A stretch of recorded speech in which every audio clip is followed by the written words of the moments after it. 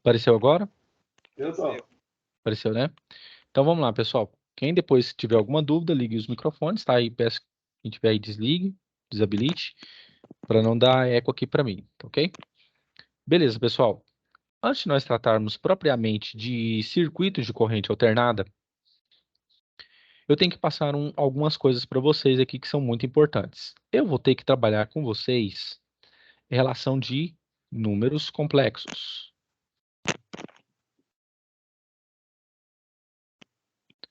Números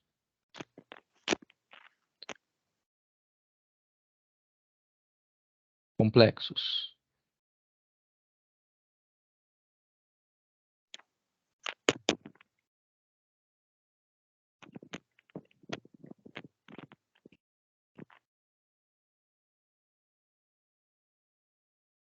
Números complexos.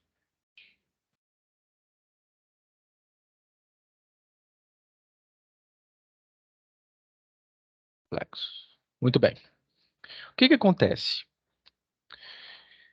Dentro da matemática, pessoal, nós temos números que nós resolvemos o quê? Equações, certo? O que que é uma equação?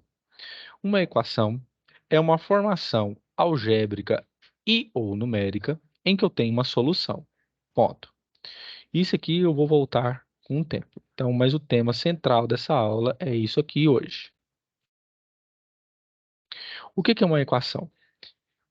O que que acontece? Eu tenho uma equação do tipo 9x mais 1 é igual a que 13. Deixa eu melhorar aqui, peraí. Zoom.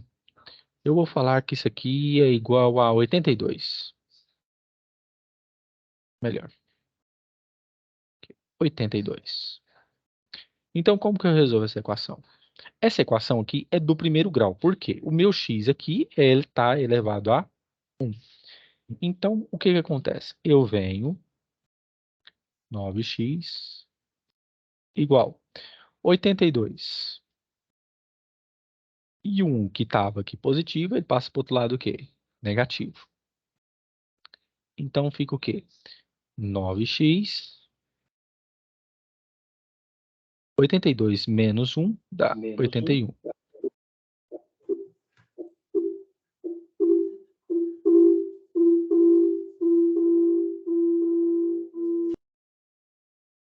Dá 81. Então, fica x é igual a 81 dividido por 9. E eu sei muito bem que 81 dividido por 9 dá 9. Eu estou apenas mostrando para vocês como que se resolve uma equação do primeiro grau. Muito bem. E como que eu sei que esse valor aqui, ele me satisfaz? Ele é conclusivo e ele me dá margem para que eu esteja certo. É só você pegar esse valor e substituir no valor da equação aqui. Então fica 9. E no lugar do x, eu coloco o quê? Eu acho o valor que eu achei. 9 mais 1. E isso tem que me dar o quê? 82. Nossa, gente, mas esse mouse tá horrível. Aqui tem que me dar 82. Pois muito bem. Então fica 9 vezes 9, 81. Mais 1 é igual a 82. Pergunto, 81 mais 1 é 82. 82 é igual a 82? Então é verdadeiro. Então a solução dessa equação minha que eu tenho aqui, 9, corresponde ao valor que o quê? De x, certo? É a minha variável, né, dependente. Pois muito bem. Mas o que que acontece? Acontece que eu tenho equações do tipo que é uma equação do segundo grau. De novo, esse trem aqui tá me sacaneando. Tem que... Nossa, mas tá lento de novo.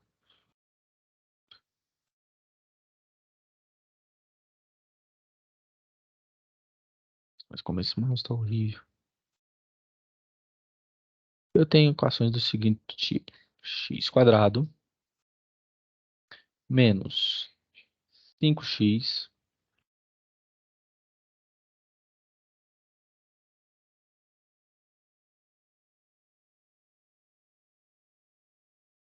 mais 6.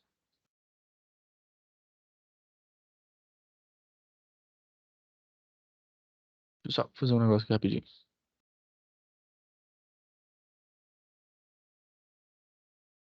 Beleza. Agora vai melhorar essa coisa aqui. Então, o que que acontece, pessoal? Eu tenho uma equação aqui do segundo grau. Por quê? O meu x, o meu maior grau, é 2.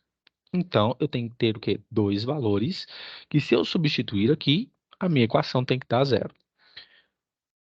Para quem estudou isso, tem que relembrar o que que é isso aqui. Isso aqui é uma equação do segundo grau e eu resolvo pela fórmula de Bhaskara.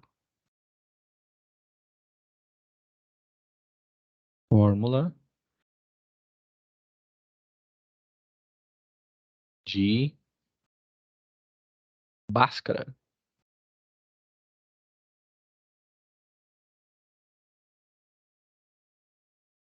Fórmula de Bhaskara. Fórmula de Bhaskara.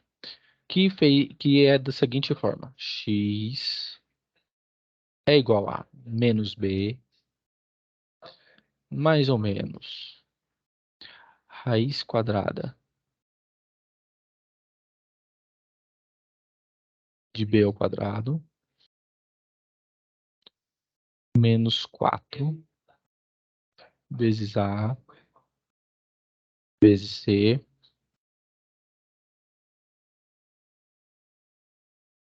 dividido por 2a. Mas, professor, o que significa esse b, esse c e esse a aqui? É porque numa equação do segundo grau, eu tenho o quê? Nossa, gente, de novo esse trem tá dando problema.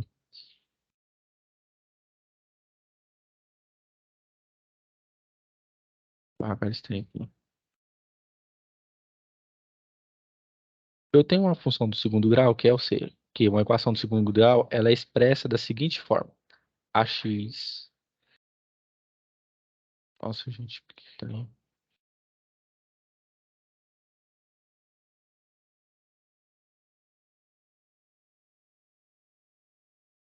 Esse trem tá dando problema.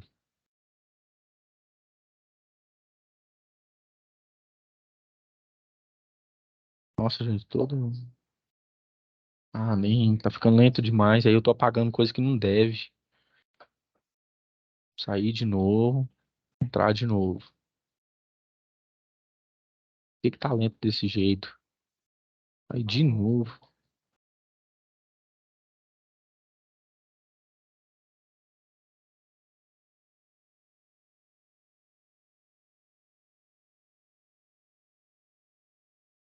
Trem. O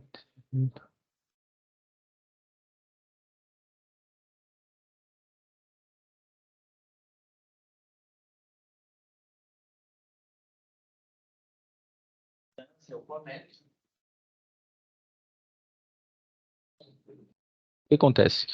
Uma equação genérica do segundo grau, ela é desse seguinte tipo. Nossa, mas hoje eu tô apanhando esse trem aqui. Que é isso? X mais C. Onde essas variáveis aqui correspondem o quê? Aos valores que eu tenho de uma equação do segundo grau. Aqui no caso, se a minha equação é essa aqui de cima, que eu estou pegando orientação, o que que acontece? Eu tenho que ver o seguinte: o meu A aqui vai ser 1, o meu B é menos 5, por causa do sinal, aqui é mais e ali vai ser menos, e aqui o meu C vai ser o quê? 6. Então, o que que acontece? Quando eu chego nessa fórmula aqui, eu tenho que total consciência de que, através dessa fórmula, que eu vou chegar em dois valores, que eu substituir em x aqui, isso aqui vai me dar um zero. Então, beleza. Então, o que que acontece? O delta que a gente chama.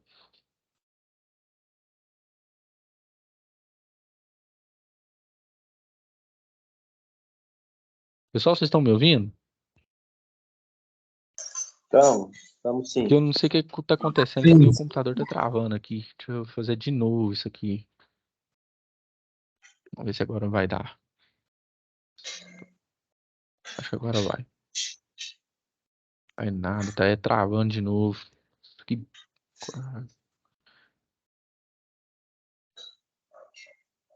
Beleza. Então o que acontece? O meu delta, a gente chama de delta.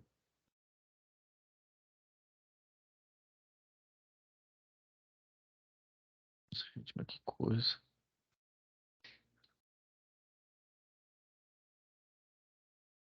O meu delta, a gente chama isso aqui de quê? B quadrado. Pera aí, pessoal, só um instantinho, por favor.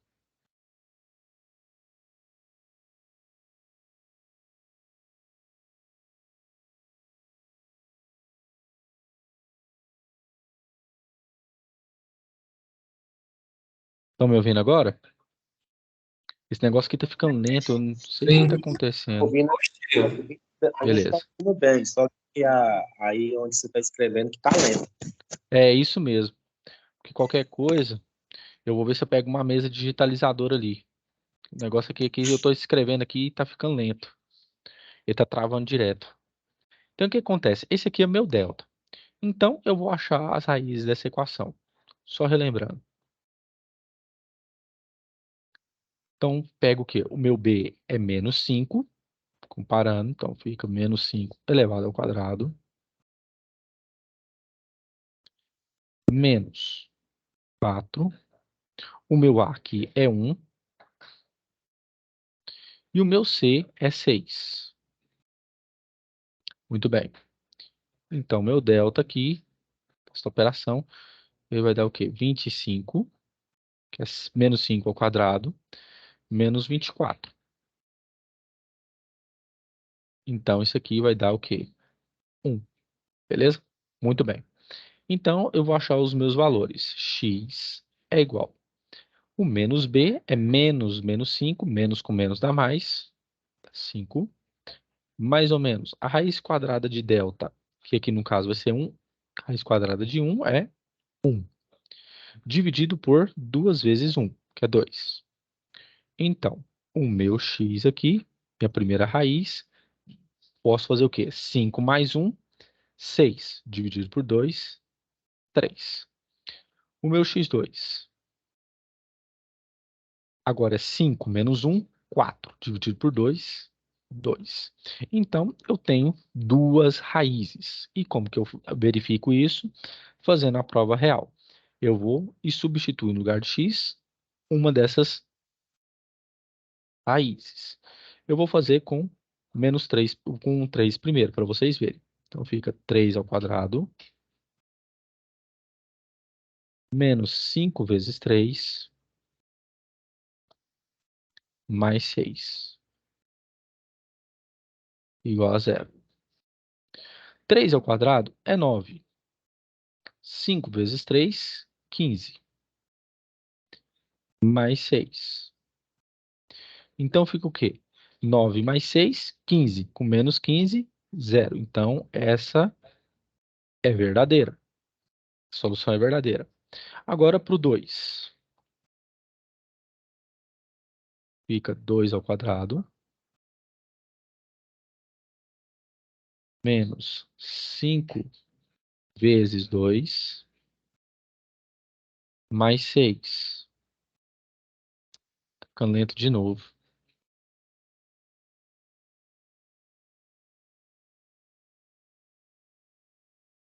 Igual a zero. Nossa, de novo.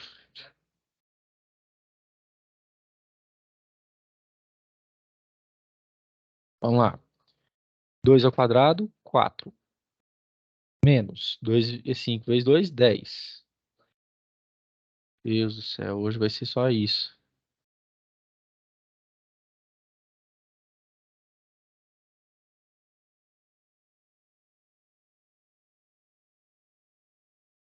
Mais 6.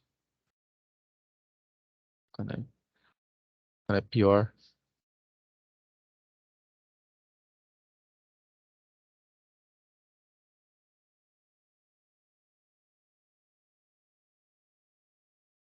mais 6. E o que que a gente vê aqui? 4 mais 6, 10. Com menos 10, zero. Então, essa também é uma raiz. O que que eu estou querendo mostrar aqui para vocês? Que existem equações que a gente pode resolver com a fórmula de Bhaskara, mas tem equações que a gente não consegue. Por exemplo, escrever de azul. Eu tenho uma equação x quadrado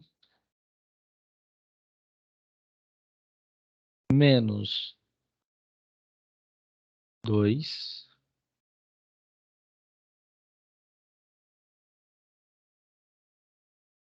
menos, deixa eu ver aqui, ah, hum, 5, ver aqui, 4,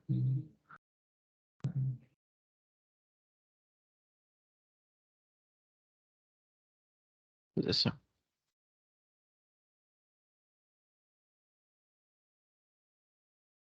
E um outro exemplo. E o pior é que não tá pagando, ô, mas que coisa.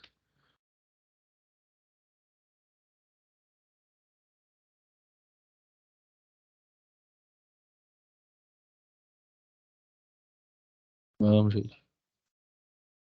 2x menos 5 igual a zero. Nossa, gente, o trem tá pior. Tá ficando lento aqui. Que coisa. Zero. Então, o que acontece? Se eu substituir na fórmula de Bhaskara, olha o que acontece. Menos, o meu B aqui é menos 2. Então, fica menos com menos, dá mais. Então, fica 2, mais ou menos, raiz quadrada de B ao quadrado, que é 2 ao quadrado, 4,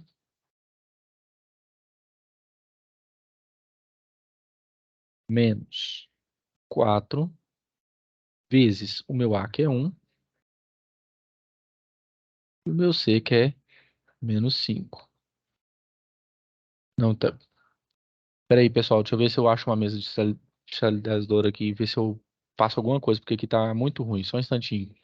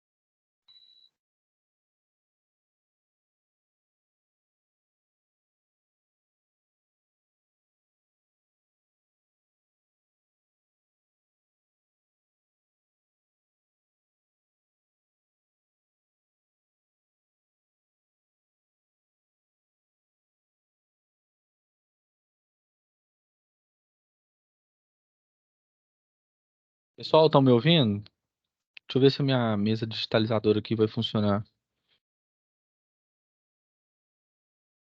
Estamos ouvindo. Beleza. Porque esse PowerPoint aqui, ele tá, olha, tá vendo? Ele tá bem devagar, ó. Tá muito devagar. Porque a mesa não tá ligando. Tem que acontecer isso agora.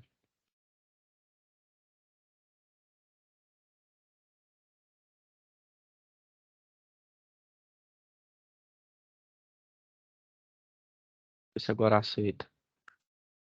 Isso aí não é dentro do site, não, né, professor? Não, não, não. Isso aqui eu uso o Ah, PowerPoint para me inscrever. Só que aí o que que acontece? Eu peguei uma mesa digitalizadora de um amigo meu aqui, mas ela também não tá funcionando aqui. Eu acho que é porque não tem um drive instalado. Acho. Vamos ver se a gente consegue aqui mesmo, pessoal, na força aqui mesmo. Se ficar lento aqui, vocês vão me desculpando aí. Então, o que acontece? Eu tenho equações desse tipo aqui. Se eu for passar para resolver uma equação do segundo grau, o que acontece? Fica 2 mais ou menos o delta. E aqui, o meu b é 2 menos 2 menos 2 ao quadrado dá 4. Menos 4. O meu a é 1 e o meu b é 5.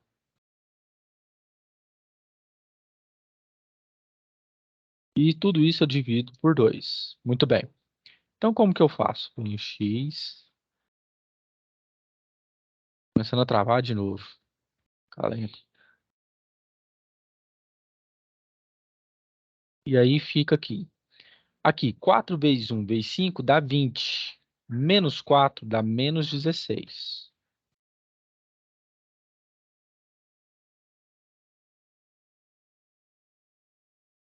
Dividido por 2. O que que acontece, pessoal? É que na matemática eu não tenho como resolver isso aqui. Eu não tenho como resolver uma raiz quadrada negativa. Foi por isso, pensando dessa forma em resolver esse tipo de coisa, que surgiu o quê? Os números imaginários, que a gente fala que são os números o quê? Complexos, onde eles são representados pela letra I, que é igual ao quê? Raiz quadrada de menos um, certo? Quando a gente estava no ensino fundamental, a gente procurava para o professor quando a gente resolvia uma coisa desse tipo, ele negava. Não, não tem como resolver. Errado. Hoje a gente tem como ver que isso aqui é um quê? É um número complexo. Isso aqui é uma parte imaginária. Então, como que eu resolveria nessa equação? Eu faria dessa forma aqui, ó. Mais ou menos raiz quadrada de 16 e multiplica a raiz quadrada de menos um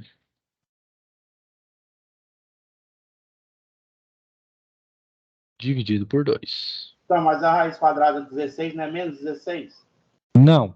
Raiz quadrada de 16 é o quê? É só eu pegar, tirei o menos um para cá, porque se eu multiplicar menos um com raiz quadrada de 16, dá quanto? Menos raiz quadrada de 16. Então fica o dá quê? 8? Não.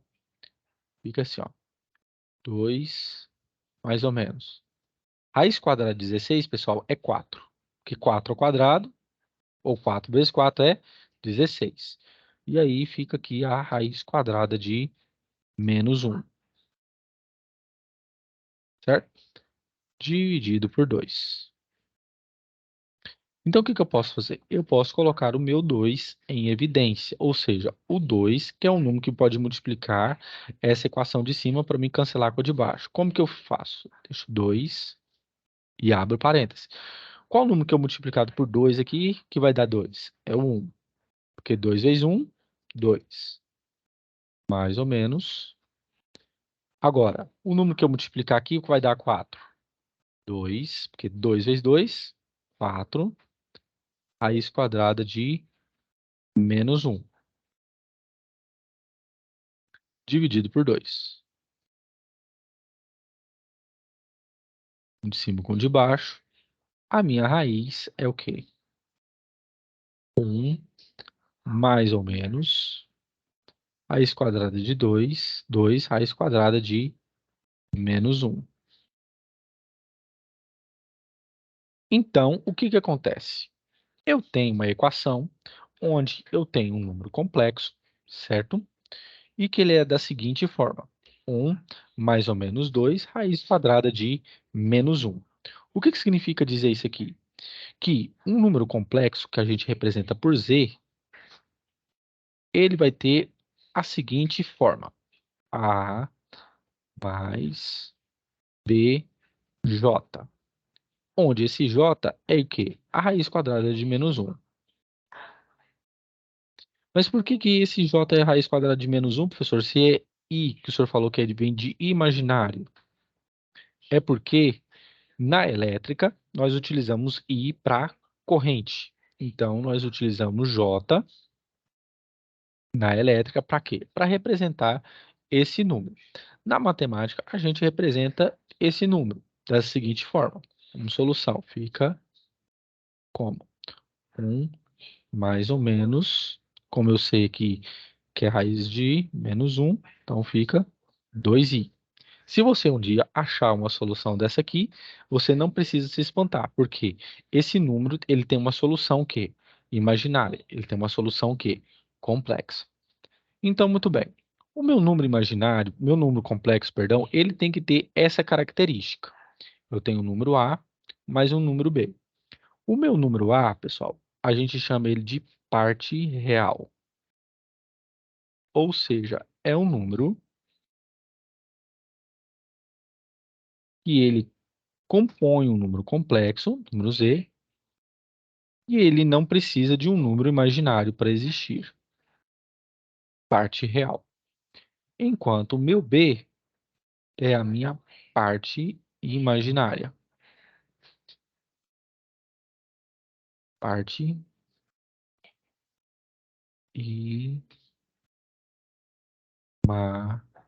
imaginária.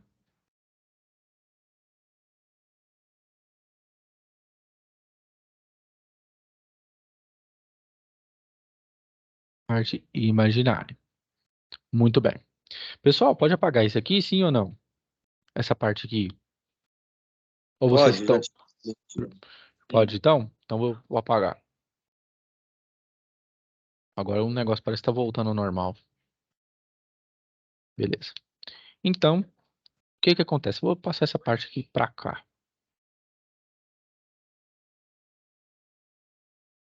Beleza. Então, meu número complexo, ele tem esse negócio. Então, vamos lá. Se eu tenho um número complexo Z do tipo 2 menos 5J, pergunto a vocês, a minha parte real vale quanto? Meu A vale quanto? E o meu B vale quanto? Quanto que vale o meu A, pessoal? Minha parte real. Ah, Quanto que vale aqui o meu A? 2. 2. E o meu B vale quanto? Minha parte imaginária. E o meu É o B? C, né? 5. Menos 5. Nunca esqueça do sinal. Beleza. Vamos para mais um. Se eu tenho dessa forma, 2 mais 4J. O meu A vale quanto? Minha parte real.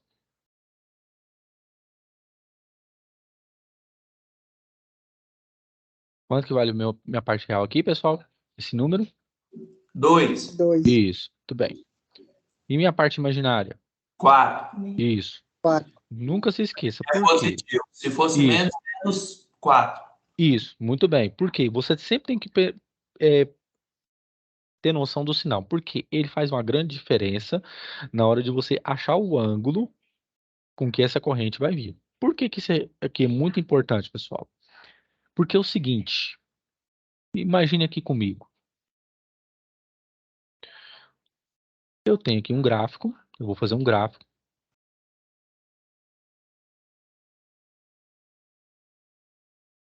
certo? Aqui tem um gráfico. e eu vou fazer o quê? A minha corrente. Então, vamos supor, eu estou produzindo uma corrente, ela vai fazer assim, ó, ter esse comportamento. A corrente alternada, ele tem esse tipo de comportamento. É uma função de onda, certo? Pois muito bem. Então, o que que acontece? Eu preciso determinar, geralmente, o ângulo, que eu vou até colocar aqui de vermelho, tracejado, uma linha mais grossa. Eu tenho que achar o meu ângulo, que vai ter o quê? Essa inclinação aqui, que a gente chama de ângulo de fase. Professor, por que que isso aqui é importante, esse ângulo de fase? Esse ângulo de fase, pessoal, é o que determina o avanço ou o retrocesso da onda, da corrente, certo? Então, se você tem um circuito, é muito importante que você saiba desse ângulo aqui, porque é ele que determina ou o alargamento da onda, ou o afastamento, ou então o quê? O encurtamento dela. Ou ele pode aumentar o fluxo de onda, depende dele, ou então ele pode o quê? Ampliar muito essa onda, certo? Então, depende do ângulo de fase. Como vocês Você vai falar viram, da impedância. A impedância. a impedância, ela já é o quê? A impedância já é uma resistência de capacitores e indutores, tá? Que eu vou chegar lá, beleza? Tranquilo? Ok. Pode. Beleza. Então, vamos continuar. Então, o que que acontece? Eu tenho uma função de onda dessa forma. Já está ficando lento de novo. Ô, gente, hoje parece que é o dia. Professor, Pois não. uma coisa agora que eu lembrei, que o senhor tinha falado na última aula, Sim. hoje o senhor disse que hoje eu ia explicar a importância do aterramento, agora que eu lembrei. Ah, sim. O que que você tem dúvida nessa parte? Não, que o senhor falou que ia explicar a importância do aterramento, né? Eu queria ver a explicação que o senhor ia dar sobre a importância, né, do aterramento. É porque é o seguinte,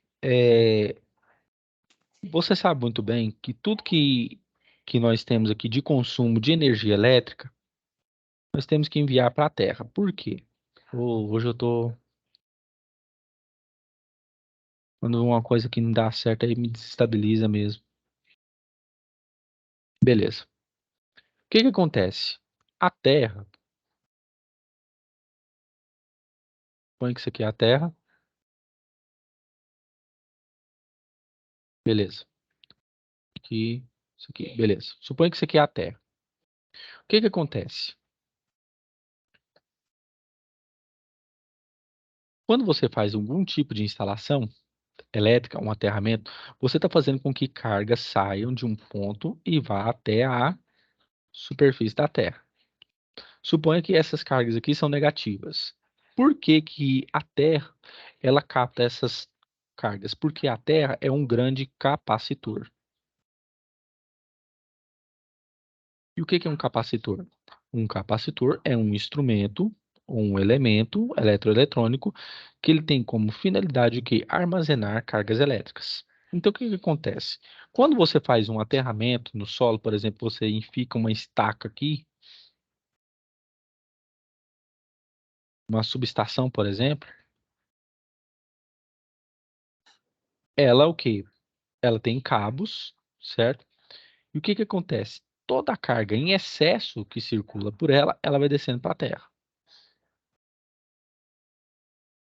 Quanto mais, quanto menos, todo tipo de carga. Ela desce o quê? Para a terra. E aí o que que acontece? Quando isso acontece, o campo elétrico interno da Terra, ele é o quê? Ele é nulo, ele é zero. Então, por isso que o aterramento ele é importante, porque quando eu tenho cargas, elas vão fluindo dessa parte até o interior da Terra. E o que que acontece? O meu campo elétrico aqui internamente ele é zero. E quando o meu campo internamente é zero, não há fluxo de cargas. Ou seja, a Terra ela vai recebendo essas cargas do aterramento e quando chega no interior dela, o meu campo elétrico é o quê? Zero, ou seja, não há fluxo de cargas. Por isso que é necessário fazer o aterramento. Beleza? Beleza. Beleza. Mais alguma pergunta, pessoal? Pode continuar aqui.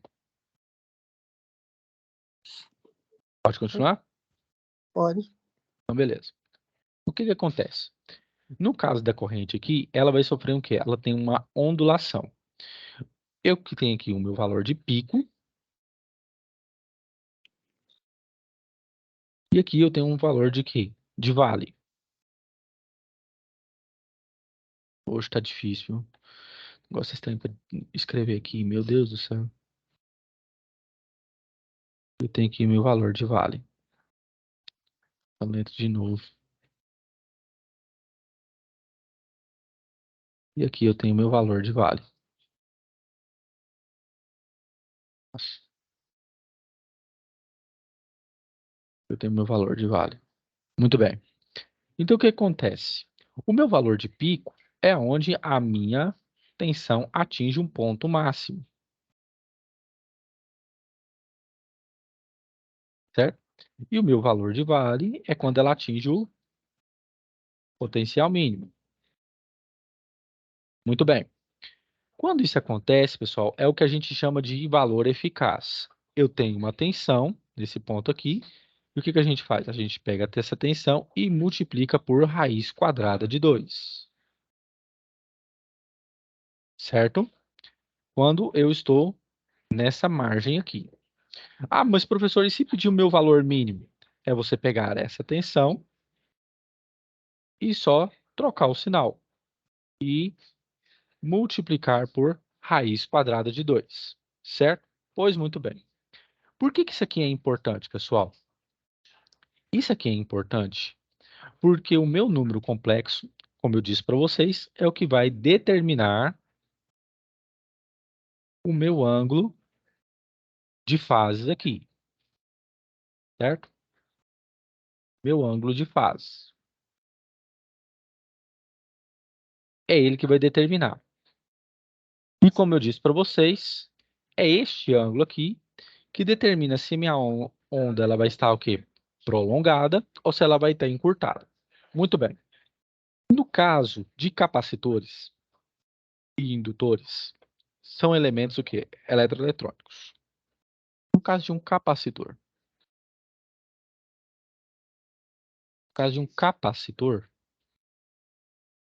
é um elemento, ou seja, um dispositivo que vai armazenar cargas. A impedância de um capacitor, que a gente chama de XC, ela é determinada por quê? Menos J dividido por 2π frequência pela capacitância do elemento, certo? Esse menos J aqui é o que você está pensando mesmo, é a raiz quadrada de menos 1. No caso de um indutor, que serve para armazenar campo magnético,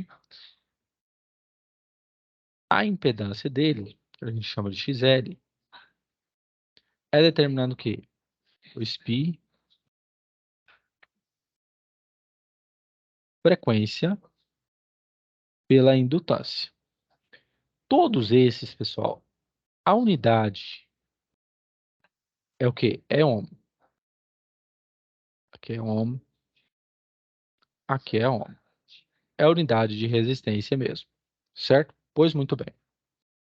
O que que acontece? Mas, professor, por que que eu tenho que saber que aqui o meu capacitor ele tem menos o J, que é menos essa unidade imaginária? Por causa do seguinte fator. Quando vocês estiverem percorrendo no curso, vocês vão ouvir falar sobre máquinas elétricas, motores. Vocês vão trabalhar sobre motores. Vocês vão ouvir falar sobre motores de corrente contínua, motores de corrente alternada, motores de indução, tá? E por aí afora. O que que acontece? Vocês vão ouvir falar sobre cargas capacitivas e cargas o quê? Indutivas, certo? Que elas influenciam diretamente no funcionamento de um motor elétrico, certo? E influencia tanto na velocidade quanto no torque que esse motor ele vai me proporcionar, tá? Outro ponto. Quando você tem cargas do tipo capacitivas ou do tipo indutivas, você tem também como manipular dentro da indústria, através desse motor, se você quer um avanço de velocidade ou uma retração, um torque mais brusco ou um torque mais brando. Tudo isso depende da carga que você vai fornecer para esse motor, seja ela do tipo capacitivo ou seja ela do tipo quê? Indutivo, certo? Todo mundo entendeu isso aqui, pessoal? Sim ou não? Sim ou não? Sim, Beleza. sim. Então vamos mais A gente adiante. teve um pouquinho dessa aula na aula Naquele dia que eu fui presencial. lá. Não, É, beleza. Então, pessoal, o tá. que que acontece? Olha aqui, eu tenho circuito de corrente alternada. Isso aqui é uma função de onda, certo? Em cada ponto aqui de segundos, eu tenho um período, certo? Com que ela vai acontecer. Então, o que que acontece? Um período é de um ponto de uma onda a outra. Eu tenho um valor de pico, certo? De pico a pico, e eu tenho aqui o valor de vale. Ou seja, o meu valor de pico é o meu ponto máximo e o meu valor de vale é o meu valor o quê? Mínimo, correto? Beleza. A função de onda ela é representada pela seguinte equação, tá? Onde o meu A é, é a minha amplitude e aqui é o meu seno e este ômega aqui é a minha velocidade angular. Hoje está difícil, meu Deus do céu. E este ômega aqui é a minha velocidade angular, que é igual ao quê? 2π, determinado assim, ó. 2πf, que é a frequência, ou 2π sobre t. Onde esse t é o quê? É o meu período. Então, eu sei que a minha frequência, ela vai ser o quê? Inverso do período. É 1 dividido por t. Isso aqui é a minha velocidade angular. Esse aqui é o meu tempo. E esse φ aqui é o meu ângulo de fase, que pode fazer com que a minha onda seja muito maior, ou seja o quê? Muito menor. A representação de circuitos de corrente alternada é da seguinte forma. Eu tenho minha fonte de tensão e aqui tipo um tio, né? Aqui dentro, beleza? E isso aqui vai me proporcionar o quê? O elemento, a simbologia, que isso aqui é a minha tensão em corrente alternada. Muito bem. Seguinte, pessoal. Os meus circuitos de corrente alternada, eles podem vir da seguinte forma. Eu tenho o circuito R, como vocês estão vendo aqui, só tem uma resistência, mas é minha corrente alternada, minha tensão é alternada, perdão. Eu tenho do tipo L, que só tem um indutor, que vem em R, e eu tenho do tipo T, que vem o quê? O capacitor, que vem em Farad. Analise comigo aqui os gráficos abaixo. Eu tenho que o gráfico em azul da minha tensão, em função do tempo, e aqui a minha corrente em verde em função do tempo também. Olha só, perceba, a minha corrente com a minha tensão, elas são o quê? Gráficos do tipo o quê? Mais harmônicos. Eles entrelaçam em diversos pontos. Aqui no começo, neste ponto, neste ponto, neste ponto. E isso vai acontecendo o quê? Infinitamente. Representando o quê? Que eu não tenho nenhum tipo de elemento que vai me armazenar campo magnético, perdão, e muito menos armazenar cargas em campo o quê? Elétrico. Que eu estou falando do indutor e do capacitor. Agora, quando eu tenho circuitos como esse de L, circuito L, perceba, a minha corrente ela já começa num valor negativo e o meu gráfico da minha corrente, da minha tensão, ele permanece o quê? O mesmo da primeira. O que muda é somente o que? A minha variação de corrente. Então, para o meu indutor, é importante o quê? É a corrente que vai circular por ele. Porque quando a corrente circula por ele, gera campo magnético. Agora, no meu terceiro gráfico, perceba, a minha tensão, ela tem o quê? Um valor mais brusco, tanto de entrada como de saída, ou seja, tanto em ponto alto quanto em ponto baixo, se comparado com os gráficos anteriormente. Percebam, Aqui neste gráfico, ele chega só até o ponto 10, certo? Mas aqui ele ultrapassa, atenção, ele ultrapassa esse ponto 10. O que que isso me remete? É que quando eu tenho um circuito do tipo C, esse capacitor ele vai fazer com que essa tensão seja aumentada, porque eu vou armazenar cargas elétricas no capacitor. Em contraponto, perceba, a minha corrente ela vem do valor positivo e ela vai oscilando entre os valores positivo e negativo. O que que isso me remete? Que a minha tensão, nesse caso, ela é mais importante do que a minha corrente elétrica. Ou seja, para me armazenar cargas no meu capacitor, eu preciso da tensão e não da corrente. E a corrente que está oscilando aqui, ela vai me gerar essa tensão. Beleza? Todo mundo entendeu aqui, pessoal? Ou quer que eu volte em algum outro ponto? Por mim tá tranquilo, professor. Tá tranquilo? Então vamos continuar. Seguinte, eu vou fazer um exercício aqui com vocês. Eu tenho um circuito do tipo Q, RC. O que significa? Eu tenho resistência, 20 e 10, e eu tenho um capacitor aqui, ó, dessa magnitude. A minha corrente aqui é do tipo contínuo, eu vou fazendo primeiro da contínua, para depois vocês irem se familiarizando com a alternada. Pois muito bem, eu tenho um tipo Q, resistor aqui do tipo RC. Seguinte, pessoal, a equação que mostra a energia acumulada num capacitor é do seguinte tipo. Eu tenho tal, que significa energia, e aí é da seguinte forma. CV quadrado dividido por 2. Onde esse C é a minha capacitância, esse V é a minha tensão ao quadrado, e tudo isso dividido por 2. E a minha unidade é o Joule, é o J maiúsculo.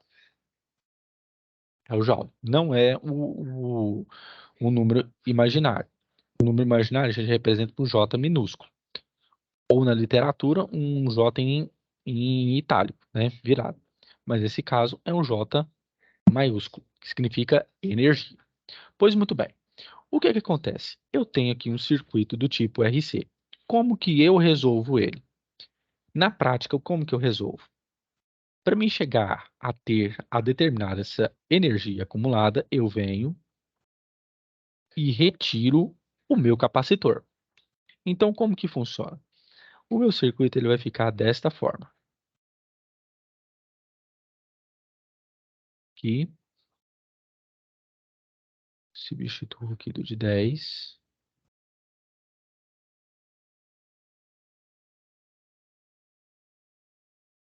Aqui 20.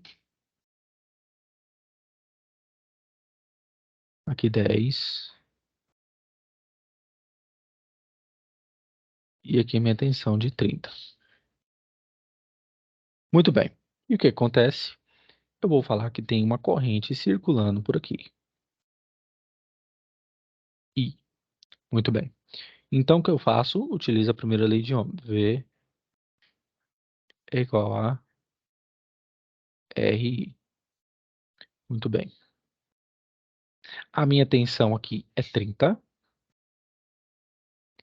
Esses dois resistores, eles estão em série, então é só eu pegar e somar 10 mais 20, 30. E aqui a minha corrente. Então, minha corrente vai ser o quê? 30 dividido por 30.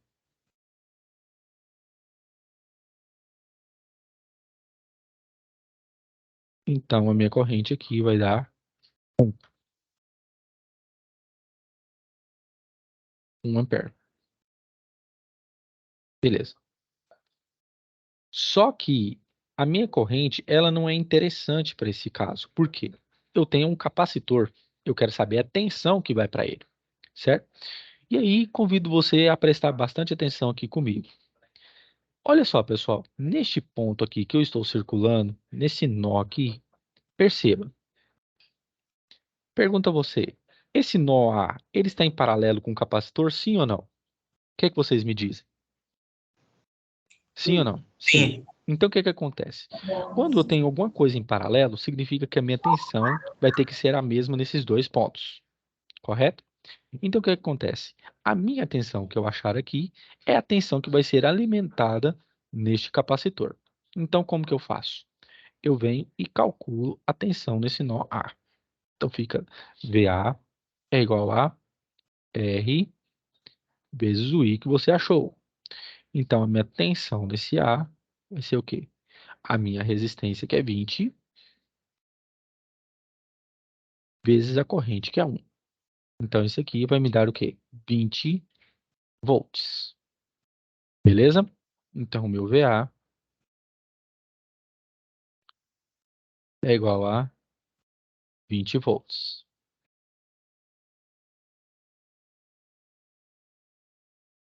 Muito bem. Então, se o meu VA é 20 volts, o que que eu faço? Eu já sei a tensão que vai vir para cá. Então, eu já posso calcular o quê? A energia que vai vir acumulada. Então, a minha capacitância aqui é de 1/4 de farad. A minha tensão é 20 ao quadrado, dividido por 2. E o que acontece? Você pode fazer isso aqui. 20 ao quadrado é 20 vezes 20, que dá o quê? 400 dividido por 4, dividido por 2. Então fica 400 dividido por 4, aqui vai dar 100. 100 dividido por 2. Então, essa energia que vai ficar armazenada aqui vai ser igual ao quê? 100 dividido por 2, 50. Então, eu vou ter 50 joules de energia que esse capacitor ele vai me oferecer. Beleza? Todo mundo entendeu aqui, pessoal? Sim ou não? Sim. Porque se tiver alguma dúvida aqui, eu tô aqui para sanar. Beleza? Então, vocês entenderam a questão aqui, né? O que que acontece? Quando eu tenho... Você tem que primeiro, antes de resolver qualquer problema, analisar o circuito com que você está lidando. Neste caso, você está lidando com o quê? Um circuito do tipo RC, ou seja, resistência e capacitância. Quando eu tenho um tipo de circuito assim, o que eu faço? Eu venho, desconecto o meu capacitor e depois eu faço o quê? Só monto o circuito normal para que depois eu acho o quê? A tensão que vai ser dividida ou que igualmente alimentada para esse capacitor, como eu fiz aqui, certo?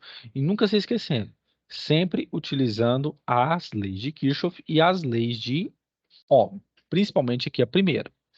Então eu fiz isso, achei a tensão, para que depois eu jogasse no valor dessa energia, certo? Aí fica outra questão.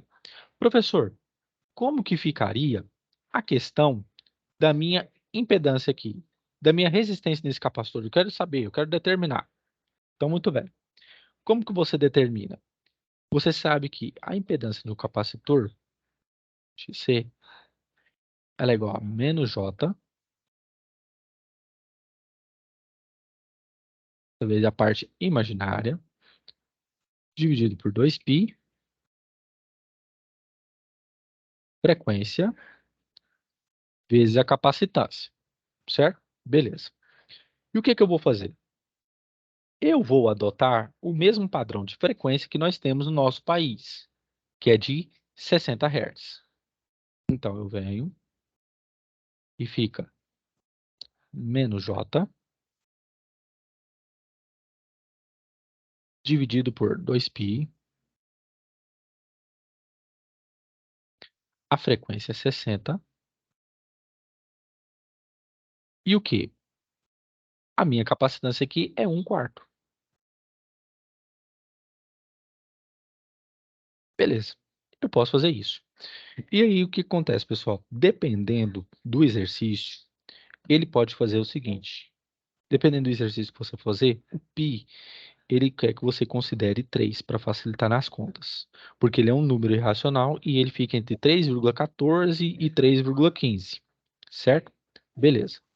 Então, deixa eu pegar a calculadora aqui. Calculadora, beleza. Então, o que acontece? Eu vou fazer isso. Fica 2 vezes o π, que é 3, que eu vou facilitar, vezes 60. Isso aqui dá 360 dividido por 4, certo? Então, dá 90. Então, fica assim, ó. Menos J dividido por 90. Você concorda comigo que eu posso fazer isso aqui, ó? É a mesma coisa de ter 1 dividido por 90. E aqui eu estou multiplicando esse número imaginário, sim ou não, pessoal? Concorda comigo? Sim? Sim ou não? Sim. Sim. Beleza. Então fica assim, ó. Então fica 1 dividido por 90. Então eu vou dividir 1 dividido por 90. Isso vai me dar aproximadamente menos 0,011 J. Número complexo. E a minha unidade é ohm. Pergunto a vocês, pessoal. É um número grande ou um número pequeno ou muito pequeno? Hein? Não muito pequeno? Isso, muito pequeno. Muito pequeno. Isso, muito pequeno. Por quê?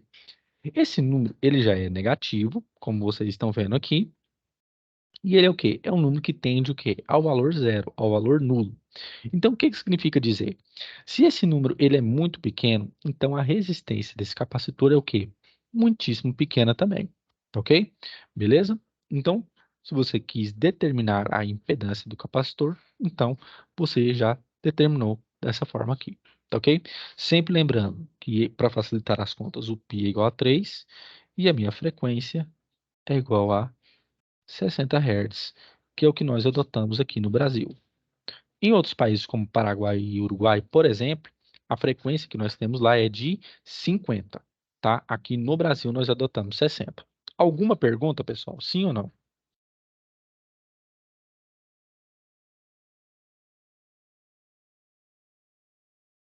Só copiando aqui, professor, por mim de boa. Pode copiar então, eu tenho tempo ainda para esperar. Professor, para achar o ângulo certinho Como? daquela Não de entendi. trás lá. Não entendi. Eu estava mostrando aquela frequência. Como é que acha aquele Esse ponto ângulo do ângulo? aqui, só um instantinho. É, Você quer onde ela como que acha? muda aí. Tá. Então vamos supor o seguinte: você tem um número complexo dessa seguinte forma aqui, ó. Coloca aqui 2. E aqui, eu vou pegar esse aqui de cima, 2 mais 4J. Para você achar o ângulo de fase, é o seguinte: esse θ, ele tem que ser o quê? É um arco, ou seja, é a forma de um arco de onda aqui, ó, um arco, cuja tangente, que é o cateto oposto sobre o cateto adjacente, é o quê? É o número imaginário, 4, dividido pelo número quê? Real. Isso aqui, pessoal, se você não tiver calculadora científica no exercício, eles têm que te fornecer, tá? Eles têm que fornecer isso aqui. Você, numa calculadora científica, ela já calcula isso aqui para você automaticamente, só você fazer. Então, esse ângulo de fase, nesse caso aqui, seria o quê? É o arco, cuja tangente vai me dar o quê? 2 graus. Certo? Ah, eu quero saber agora esse número aqui, professor, ó. E como seria na computadora, professor? Espera aí. Na calculadora, deixa eu ver aqui. Deixa eu ver se eu pego aqui, muda aqui, peraí. Essa aqui eu vou ver se eu faço no meu computador aqui. Vocês estão vendo aí, pessoal? Nesse caso Aqui, ó. da calculadora já tem lá aquele Já tem a função. símbolo. Sim. No caso aqui do computador, você tem a chamada calculadora científica. Tá vendo aqui? Tá todo mundo vendo aqui? Sim ou não? Sim. Beleza, né? Então, o que acontece? Você tem que vir aqui em trigonometria. Aqui você tem o tangente, certo? E aqui, o que que você tem? Você pode deixar ela em randômica, ou decimal, ou integral. Pois muito bem. O que que acontece? Eu vou fazer o seguinte. Eu quero tangente. Eu tenho que digitar primeiro. Vem a tangente de 2, certo? Então dá 0,34. O que acontece? Você tem que fazer o inverso dela. Beleza? Então dá aproximadamente 28,63. Na calculadora, pior que aqui eu não tenho a... Negócio, deixa eu ver se eu faço aqui, peraí. Calculadora científica. Tá a imagem aqui. Vou pegar aqui uma mais comum. Beleza. Então o que acontece? Aqui, ó. Numa calculadora comum, aqui, ó. Vocês estão vendo aqui, né? Essa aqui é uma calculadora Cássia, é uma calculadora científica. O que acontece? Aqui, onde que eu estou passando aqui, você tem os ângulos, o logaritmo, esse tan é a tangente, cos, cosseno, e sin é seno. O que que acontece? Quando você digita o número aqui 2, por exemplo, você vem, aperta Shift, certo? Que ele vai calcular o arco, depois você aperta tangente, que vai ser o valor inverso, e aperta em igual. E aí ele vai fornecer esse valor para você, tá ok? Ou então você pode...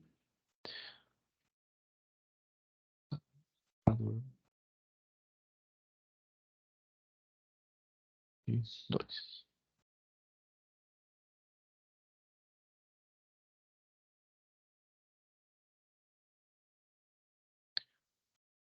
Como vocês podem ver aqui, deixa eu ver aqui. Existem sites na internet que eles já dão os ângulos o quê? Bem mais próximos para você, tá ok? E o que que acontece? Quando você for digitar aqui arco tangente, perceba, o valor 2 ele é mais próximo de zero, concordam? Sim ou não? Sim. Sim. Então, o que acontece? Então, esse valor de 2 ele vai ser um valor muito pequeno. Então, o que que acontece? Esse valor vai ser praticamente perto de zero. Vai ser um ângulo que é muito pequeno. Agora, se falasse, por exemplo, eu quero que o meu arco tangente seja de 30, esse ângulo vai ser 30. Então, o que acontece? Você tem o 30 aqui, e você observa que é o quê? É 1 dividido pela raiz quadrada de 3. Quando você vem para a calculadora científica, Dá 0,57. isso mesmo, beleza? Então é isso. Então você já pegou o jeito. Então o que acontece? Esse tipo de conta, eles têm que fornecer para você, certo? Se você não tiver, você pode ter uma tabela dessas, como eu mostrei aqui para vocês. Você tem que ter uma tabela dessas, que aí ela vai te fornecer o quê? As aproximações com que o ângulo vai ter. Professor, existe ângulo negativo? Existe. Como vocês podem ver aqui, se for menos 90, o que que acontece? Esse valor tende ao infinito. Significa que não está tendo o quê? Uma retificação dessa onda. Ela está muito grande. Professor, e se, por exemplo, o meu arco tangente lá, eu calculei, deu menos 60? Você só calcula como? Você pega a raiz quadrada de 3, que dá 1,71, e joga só o valor negativo dela. Então fica menos 1,71 o valor desse ângulo, tá ok? Beleza. E aqui, professor, o meu valor deu aproximadamente 47 graus, né? 47 graus. Então significa o quê? Que esse valor negativo, ele tende ao quê? A menos 1. Beleza? Tranquilo, pessoal? Sim ou não? Sim, professor. Beleza. Se vocês não Por que entenderem, que vocês é podem me importante perguntar. saber o ponto desse ângulo? Como? Não entendi. Volta de novo. Por que é importante saber o ângulo certinho dessa ondulação aí, onde o ponto dela... Que ele vai fazer o ângulo, né? Porque por causa do seguinte. Vocês vão lidar mais à frente com alguns equipamentos retificadores. O que é uma retificação? Uma retificação nada mais é do que você modular essa frequência de onda, essa função de onda. O que acontece? Eu vou fazer um negócio aqui melhor, peraí. Suponhamos que eu vou pegar esse gráfico aqui. Suponhamos que eu tenho esse gráfico aqui como o meu ideal. Vou apagar esse aqui, vou colocar ele mais na frente.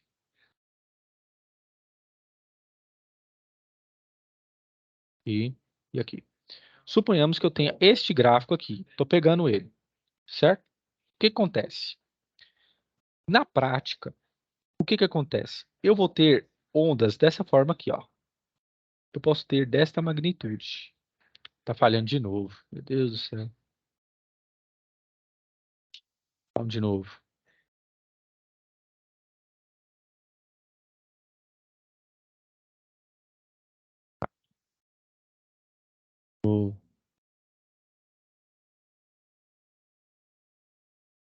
Vamos de novo. Seguinte, eu tenho isso aqui como meu ideal. Mas o que acontece na prática? Eu tenho ondas que ela pode vir dessa forma.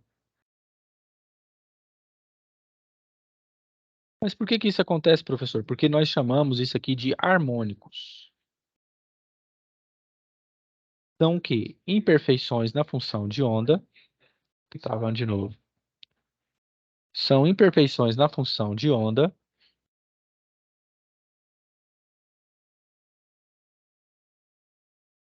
e que podem comprometer o quê? O bom funcionamento do meu circuito. Eu tenho uma função de onda como essa vermelha aqui, por exemplo, que é o quê?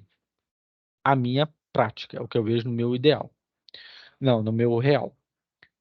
Só que eu quero que essa função de onda se aproxime deste valor considerado ideal que estou mostrando aqui para vocês. Certo? E para isso, eu utilizo o quê? O meu ângulo de fase. Por quê? A partir desse ângulo, eu posso retificar a minha onda e ela pode vir a fazer a mesma coisa que eu estou traçando aqui, essa função de onda em azul. Ou seja, eu estou passando para que ela seja a mais ideal possível. Certo?